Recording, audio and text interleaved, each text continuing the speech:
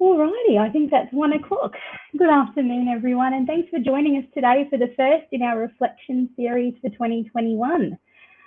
As an insolvency practitioner, I do like to look at the learnings that come about from businesses or ventures that might find themselves in distress in order to advise others on how to attempt to mitigate against making similar mistakes in the future.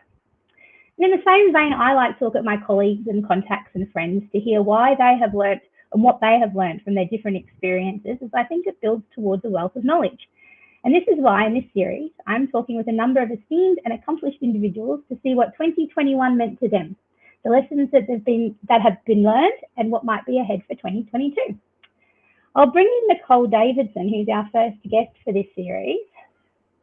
I'm speaking today to Nicole. Nicole is from Nicole Davidson Negotiation and the host of the Negotiation in Real Life podcast. Welcome, Nicole. Thanks, Alice. It's nice to be here too. Lovely to have you. Nicole, from where I'm standing, it's been a pretty big 2021 for you. You've launched the Negotiation in Real Life podcast, which if anybody watching hasn't listened to yet, you definitely should. It's a hard recommend. I see that you've been selected for a number of panels and reselected, as the case may be, and your social media has definitely been on point. So, Nicole, tell me, what did 2021 mean for you? 2021's been a really interesting year, Alice, and I think coming off 2020, which was a huge year in learning curves in that whole shift from face-to-face to digital, and that, given that most of my work pre-COVID was all face-to-face, it was a massive shift for me to take all my mediations, all my training and put them online. So 2021 has been a little bit more about now embedding that and just upping the game in terms of the quality in which I deliver things and using technology and a lot of learning of technology to get things smoother. But it's also been really about consolidating. And so for me, 2021, I went into it focusing on business development, and that's been a big part of what I did, which of course did get a little bit hamstrung by COVID as well in terms of all the face-to-face networking that we unfortunately missed out on. Of course. I see that you've made up for these though. You've been doing a lot of online marketing and BD, as we have during the time. I see that you've started your walk and chats as well, which is quite an interesting concept, I think. How has that been going? The walk and chats are great. I have to say it wasn't my original idea, and I have Gordon Jenkins to thank for that. But I love that idea of actually using time wisely. And, I guess it started when we couldn't do anything other than meet people for a chat and walk around the park. But it's a really great opportunity. And I have the added bonus that my daughter's school is just opposite the TAN. So it's a perfect place. She loves it when I have a walk and chat and I get to drop her off at school in the morning. I love the tan. I do remember after having Charlie almost 7 years ago now, walking and pushing the pram up that giant hill and thinking, I wish somebody had pushed me in a pram up the hill. But it is a good walk, I think, and it's a good time. It's a good length to be able to do that as well, which is excellent. Yeah. Oh, fabulous. So, Nicole, you've had a few milestones this year. Do you want to let us know maybe what some of your major milestones have been? Absolutely. So probably the biggest one for me is that I hit 200 mediations since I got my accreditation. Wow. Congratulations. Thank you. I have to say COVID helped. There's been a lot of rent relief negotiations and mediations in there, but that for me was a real, really proud moment to hit 200 and go, what, I feel like I'm now fully accomplished mediator. And I think, looking at the settlement rates of those as well really shows me that I can help people make a difference. And that's why I do what I do. So that's been really exciting. As you said, the podcast and getting the podcast live, first episode hit the airwaves on the 1st of November. So that was a massive milestone. I've now, I think episode 7 came out today, and there's a few more in the pipeline before we take a little break for the season. And another milestone was, getting back in the training room and actually delivering my first face-to-face post-COVID workshop was a particularly exciting moment for this year. Oh, that's very exciting, Nicole. I think there are very good milestones to look at. Just going back to your 200 mediations, which is amazing milestone to have.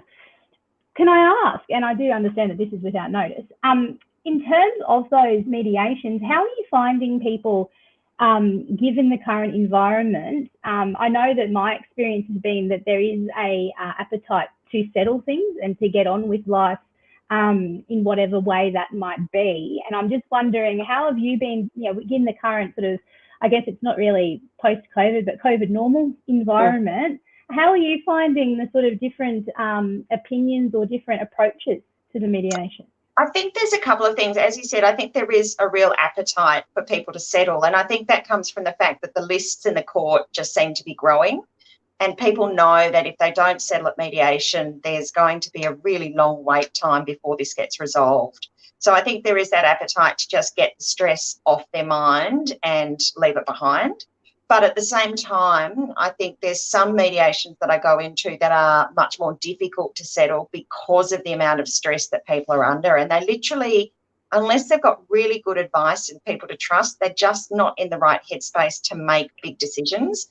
And that can be a real problem in the negotiations at mediation to try and actually get to that space. So I am finding that some of them might not settle at mediation, but might settle very soon after. And I always try and come back and circle back to the parties if we haven't resolved to see if we can still get them over the line and get that, benefit from the investment that they've made in the mediation process. Oh, I think that's really handy, and I think it's great to have you checking back in like that. I wonder also, in terms of the property market and the fact that we've had such an increase in property prices, especially, obviously you're in Victoria and I'm in Queensland, but regional Victoria has seen quite an exceptional uptick in terms of property. Queensland, we've seen a big uptick in most places. But have you seen that there's a little bit more money as well, so people are able to settle when they can, where maybe otherwise it might have been a bit of a stretch, or do you think that hasn't come into it? Look, I don't think it's something that I've been seeing in the kinds of negotiations that I'm involved in. Often they're either, large-scale commercial contract negotiations or they're rental negotiations. So, once again, I think in the sort of work that I've been doing, that just hasn't played out as much. So I wouldn't be surprised if it's happening, but I haven't seen it myself. No, it's good to know. And I think from our perspective, sometimes we look at different valuations now, as opposed to I'm going into mediation on Wednesday. We've had our curbside done a year ago, and it's sort of like, well, we need to now ascertain, what our position is now, as opposed to walking into it. So it is an interesting one, I do think. Well, so sorry, I was going to say it just is. I think because of the uncertainty in the market and the valuations, that can get in the way as well. Oh, I think so. I think that's a big part, to be honest. I was just going to say, so what challenges has 2021 brought to you? We've looked at your milestones, and I think you've been kicking a lot of goals. Has there been any challenges?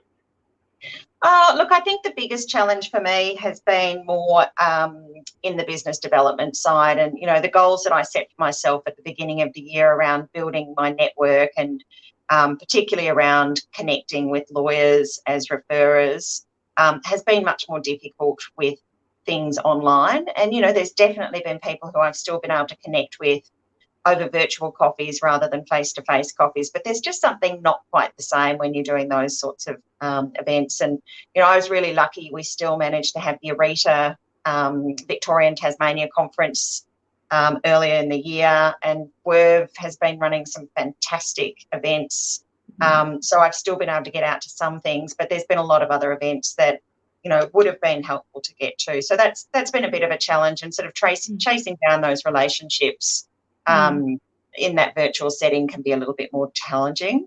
Probably the other challenge is just, managing yourself during these times. And, one of the things, particularly over the last 2 years, a lot of what I do when I'm face-to-face in the mediation room, I'm dealing with a lot of stress from other people. And at times I was really busy doing sort of 3 or 4 mediations a week. So one of the challenges that I've had to address is actually, how do I manage my own state when I'm in the midst of all of this anxiety and tension? So that's been a really big one, and, working through that and starting various meditation processes and keeping the exercise going have been really, really important for me through that time. That is a really important part, isn't it, I think? And especially if you're not, I don't know, if you're not pushed to do it because it's not required, but that it actually is quite necessary to be able to deal with life, the life that we live on a daily basis. There's a lot of willpower behind that. How did you do you have a focus chart that you go to make sure that you do these things, or how do you hold yourself accountable for some of those aspects? Yeah, look, I think when I first started, it was very much about, I have an app that I use. So I use an app called Insight Timer. We love Insight Timer. It's awesome. It's awesome. And, great stuff. You don't have to subscribe or anything. So it's really easy. But they tell you how many days in a row you've gone. So, at the beginning, it was very much I need to get to a 28-day streak. Now it's more, I find that I've got myself to a better place. So I was literally meditating every morning and every evening for quite some time. Now it might be, especially now that COVID has opened up and we're busy again, it can be a bit more of a challenge to get that time. So I might not do it every day, twice a day, but certainly when I go, I'm starting to feel a bit exhausted or I'm feeling a bit anxious or stressed, it's like, okay, now I need to carve out a time and go and sit down for 15 minutes and do my meditation. So, and my kids will hold me accountable too. Sometimes I'll turn around and say, Mum, you seem like you really need to go into a meditation. I'm like, okay. Right. Point taken. No, look, I think that's important. I heard someone say very recently that, habits, especially well-being habits, how do you know that you have brought them into your life? Do you know what I mean? How do you know that they're now embedded? And the answer was because when you don't do them, you miss them.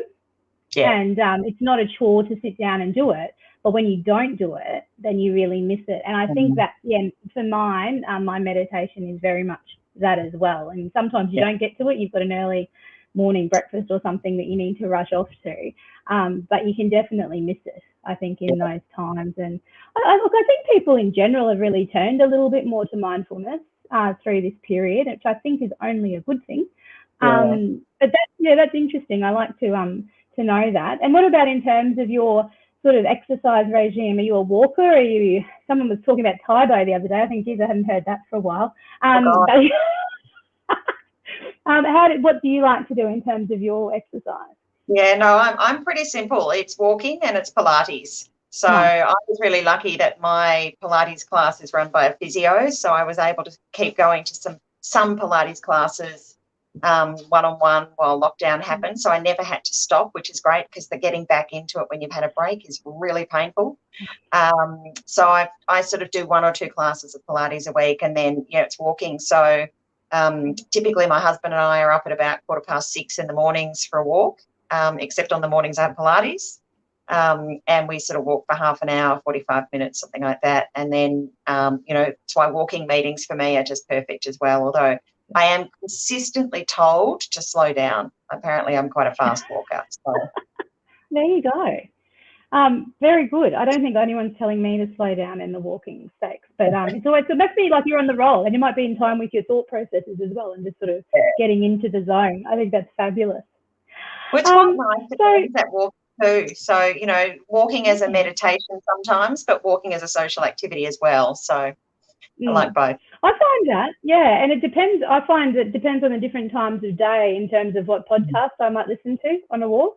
Whether you're happy with the really gruesome true crime stuff, probably not at sort of, 5:15 in the morning when you're sort of trying to be quite light. But yeah, it's nice. It's the horses for courses type of thing, I think. Yeah. Fabulous. So if those are challenges, what lessons do you think you've learned in 2021?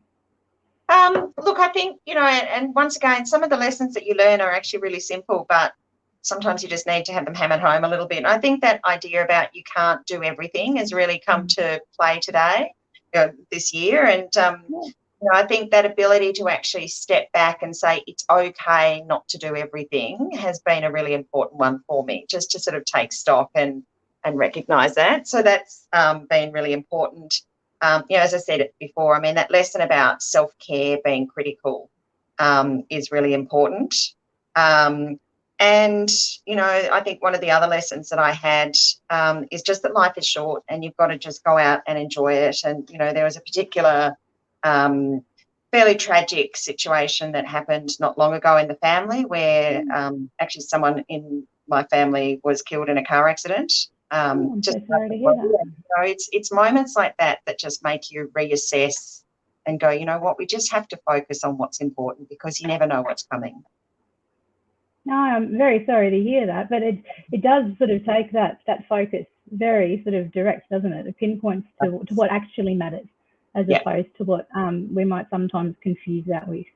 Exactly. Yeah, so been a big one. Yeah, absolutely. I think your point about not being able to do all of the things is a really interesting one, and one that we probably don't hear enough of sometimes. I've often heard and really love the idea of seasons. So we've heard in the past that, you know, you can prioritize certain things at certain times, and it doesn't mean that you're pivoting your life directly for those things for all of the time, if that makes sense. And one of the things that was raised was, generally speaking, when you are really into your work, it might be a really, you know, work heavy time. It might be just a really busy time, which we haven't seen in insolvency for a while, but it's coming back around, I think. You know, or you, as you were saying, with the 3+ mediations a week, and you're really involved in building your practice, and it is a very busy work-based time. It's at those times that we tend to start to criticise how terrible we are as a parent or as a spouse. And we really use that as the bar, which is not, you know, necessarily the appropriate bar to use at that time. But we then, when we go on holidays and we're spending time at the beach with our kids or our significant other or the dogs or whoever it might be, that's generally the time then we decide how terrible we are at work and we're not focusing enough at work. But if you actually take both of those things in isolation, then, you know, it may very well be that that's the case. But you put them together and there's actually a very balanced outcome there. And if you can let yourself think in terms of seasons, you know, this is a busy season, you know, the kids might have to go into before and after school care for the next 2 months. Yeah, it's not forever, but that's what we're focusing on now. And then at the end of that, we might be able to have a holiday, and then that's what's important at that time. And I think I've really learned that this year in terms of it's not everything forever, but it's pick what's important now. Every day. It's balanced, over time and over the year. And I think that is really important. And look, it's also just not beating yourself up all the time. You know, whatever it is, there are enough critics out there in the world who will tell you you're doing the bad thing. When you're the only one, then actually, you know, life is okay. You know, just don't create criticism where nobody else is bringing it to you. It's, you know, that self-critic is very loud sometimes and just needs to be silenced. Yeah, no, I totally agree. It's an interesting one, isn't it? And I think once you go into that, you can tend to go down a bit of a rabbit hole, but I don't think it's a bad thing. I actually think these are things and sort of tools that we haven't always traditionally looked at in our sorts of areas as to how to cope or to how to think about our time and how to not feel like a failure and these sorts of things. But I do think it's really important to put that out there and for people to understand and talk about it a little bit more. And it can only help us, I think, be better both in the boardroom and also at home. And I think that that's really important. I think it's amazing how 2021 has really raised the conversation around mental health. And I'm a big advocate for improving people's understanding of mental health. I've been teaching it at the College of Law for the last 4 years or so. And I just think, you know, people need to be more aware. People need to be more comfortable talking about it. We've got to take away that stigma. Nobody would sit there and go, oh, you've got a bad heart. Isn't that dreadful? You better keep that a secret. But if you've got, you know, a chemical imbalance in your brain, it's like, why would you keep that secret as well? So I think, you know, as we continue to talk about this, I think lots of good stuff comes out of, you know, normalising the fact that health is physical and mental. Well, I think you're right. And I think that the transparency, that it's still quite opaque, but the transparency that's starting to come around that, I think it can be a little uncomfortable in a lot of situations at the outset. But I think you need that level of discomfort to be able to then really appreciate and get the most out of situations and people. And I think in the past, we've probably been very good at covering that up and sort of, that's what you said, but we'll just leave that for now and come back over here. But where that little bit of sort of vulnerability and that little bit of discomfort now, you can actually go a long way in both relationships, but also your self-discovery when talking with other people, because, you know, you look at the statistics and the likelihood is that whoever you're talking to, and yourself included, has been, you know, sort of exposed to some level of mental health issue throughout time. So why are we trying to hide it when really it's the norm, not the exception? Exactly. Yeah. Fabulous. So what about 2022 then, Nicole? Do we just go back to the drawing board from the start of 2021? I don't think that's always the best thing, but there's probably a few things we haven't ticked off that we might have liked to do during the year. What do you think 2022 needs to do? Yeah, continuing on with that focus of, you know, going out there and getting to know lawyers. And, you know, I sort of was thinking about this the other day going, what is it that I'm actually trying to do? And, you know, it's, for me, next year's about building my reputation as an expert commercial mediator. So letting people know that I'm out there, telling them what I do, you know, getting more opportunities to show people that in practice and make a difference for people. So that's probably number one. But the other thing that I'm really keen to start looking at in 2022 is the idea of collaborative business law. And I say that because we have, if you look in the family law space, there's a lot of what we call collaborative family law practitioners. And it's a way of trying to manage separations which minimises the cost for everybody and has all the professionals working together rather than against each other. And I sit there and I've been looking for a while now at business disputes, so business ownership disputes, shareholder disputes, partnership disputes, and it's an area I love to do mediations in. And effectively, it's a divorce between shareholders. And so the thought struck me that really some of these concepts of collaborative family law could be brought across and brought into business law, so that where businesses are dividing up and splitting up, they don't have the huge bills for lawyers and other experts that they currently get. So that's my big mission for 2022, is to work on creating this concept of collaborative business law. The big, hairy, audacious goal, as people say. Indeed. I love that. I've never actually thought of it in the business context before. You're right. We've come across it a fair bit in the family law. And it's interesting because my first reaction to that is, oh God, isn't there a bit too much emotion? People who are sort of, but where else would it be more than in the family court? So if we can have collaborative approaches in the family court, why cannot we have them in corporate situations as well? I think that's really, I think that's an amazing thought. It's really interesting. So I had a mediation recently where the one key sticking point was a point of law. So if they could accept the way that this law fell, there was either going to be liability or not, and they could figure out what the liability would be if there was any, but they couldn't agree on whether there actually was. So I recommended to the parties a suggestion to say, well, you know, we could go out and get an independent, neutral assessment of the legal position here. You put your case, you put your case. Instead of you both getting barristers who are on your side and will tell you what you want to hear, let's get one barrister who doesn't have any skin in the game and just get neutral evaluation. One of the parties was like, that sounds fantastic, great idea, and the other one's like, no, not doing it. So but you know, and it's like collaborative law in the family sense. Not everybody will get to go through that process even if they want, because both parties have to agree. But for those that do, it's a very different process, and I'm all for taking the adversarial out of the justice system. Oh, look, I think so. Our courts are so clogged as well at the moment that, you know, by the time you start talking about a dispute and the time you actually get to, you know, a trial to resolve it, I mean, you know, the timeframes are significant. And a lot of times, you know, there is a matter of urgency, because people either need to get, you know, you've got a business to preserve, or, you know, that may be not being neglected, but it's not sort of, you know, front of mind when you're trying to resolve that specific issue. You know, and you're 18 months down the track, like that's a long time to have to wait, and uncertainty. And we all know that, you know, uncertainty is one of the, you know, the enemies of good business. That's just, you know, having the time and the certainty involved in having that sort of approach, you would think would be very attractive. But you're right, you know, it's not available to everybody, and it might not be the way to deal with it. But I reckon there'd be quite a few takers in terms of that approach. Stay tuned. Oh, I will. I'm looking forward to that. That's really opened my mind up to a whole other avenue now.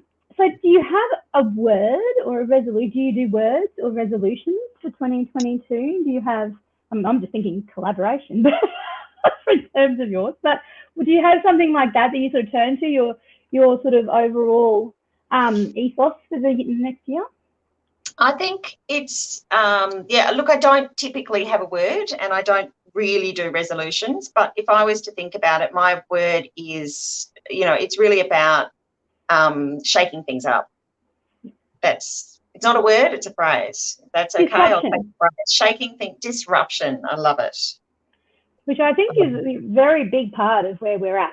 I think everything that we look at, well, you look at exactly what we're doing today in terms of, in your podcasts have been a very big disruptor of media.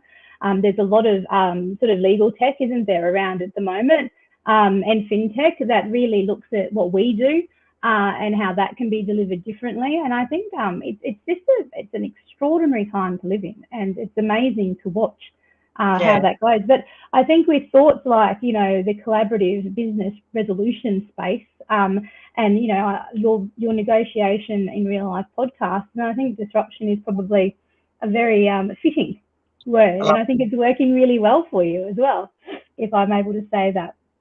Thanks, Alice. Well, thank you so much for your time today, Nicole. I think it's been really fabulous. It's I don't know, it's just wonderful to see things from different points of view, don't you think? It is, and I'm really looking forward to some of the other guests that you've got coming up. I've been looking at your lists on LinkedIn. I'm like, oh, they're all in the diary. Oh, I just thought it was such an interesting topic, and I'm so eager to hear about everything. And I thought, well, I'm sure there's a lot to offer for everybody else to hear about as well. So I hope the rest of your year goes really well and you're able to have a good break to recoup before getting stuck back in 2022. And thank you to everyone else watching today, or who might be watching this a little bit later. Join me again on Wednesday. I'll be talking to Stacey Miller from Crone & Miller Litigation Lawyers for her reflections on 2021. See you then.